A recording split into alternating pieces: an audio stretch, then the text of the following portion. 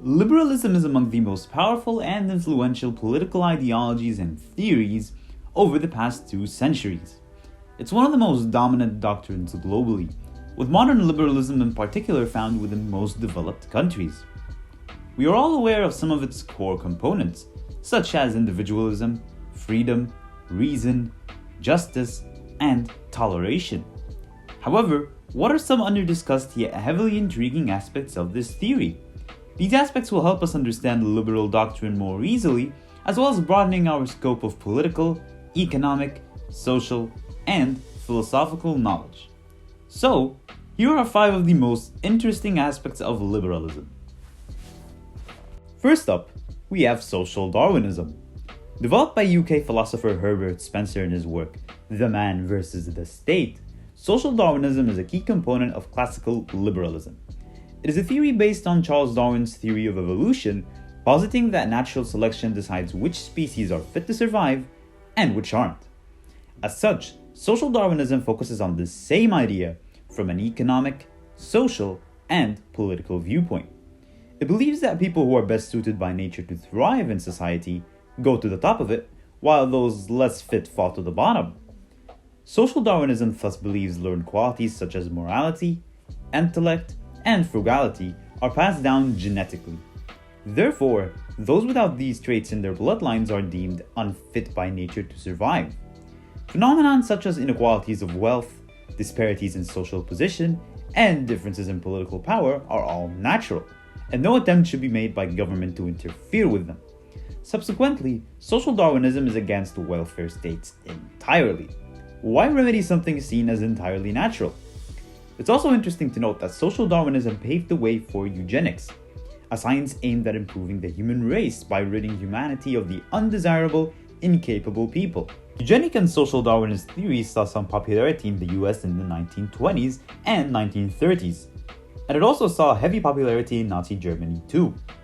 With regards to the former, 32 US states passed laws in the early 20th century that resulted in forced sterilizations of tens of thousands of Americans, especially those considered undesirable, so people of color, unmarried mothers, the mentally ill, etc. Hitler got inspired by these sterilizations and devised racial theories based on the supremacy of the Aryan race.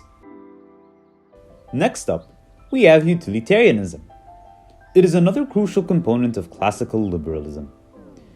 This is a moral philosophy, developed by Jeremy Bentham and James Mill, which equates good with pleasure or happiness, and evil with pain or unhappiness. Effectively, whether actions are morally right or wrong is determinant on their effects. If they produce effects which maximize the pleasure and minimize the pain for the greater good of society, then they are automatically good actions.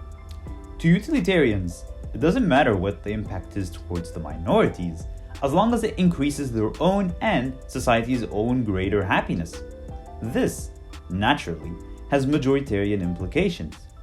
Additionally, utilitarianism rejects religious or state-formed moral codes or systems that consist of taboos or commands which forbid or impose certain actions on those people.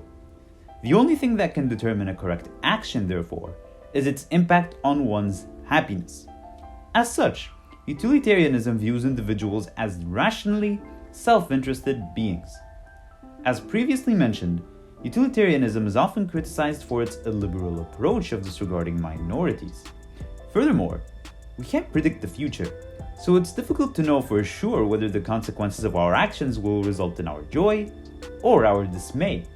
The third point on this list is market fundamentalism. It is a key component in both classical and neoliberal theory. This is an absolute faith in the market, believing that the free market mechanism offers solutions to all economic and social problems. Effectively, market fundamentalism is heavily based on a belief in the laissez-faire doctrine, the belief that economic activity should be entirely free from government interference.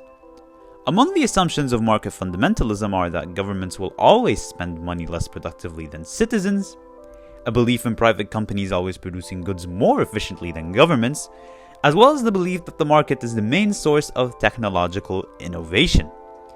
There is no fully free market or laissez-faire country around, however. But according to the Index of Economic Freedom, The only 5 countries considered economically free as of 2021 were Singapore, New Zealand, Australia, Switzerland, and Ireland. Next up, we've got positive and negative freedom. In classical liberalism, there is a huge emphasis on negative freedom. This type of freedom is characterized by granting all people freedom of choice. However, merely granting freedom of choice, especially when it is only conceptualized in an economic sense, can lead to the exploitation of many individuals by businesses. Examples include hiring the cheapest labor, such as kids and women, in pursuit of profit maximization. It's important to note that negative freedom grants the state a limited role in order to allow for this economic freedom to flourish. On the other side of the coin, UK philosopher T.H. Green proposed a new, more whole type of freedom known as positive freedom, a key component of modern liberalism. Positive freedom aims to grant individuals the ability to realize their own potential, attain skills and knowledge, and subsequently achieve individuality. Positive freedom also believes that liberty can be threatened by social disadvantage and inequality.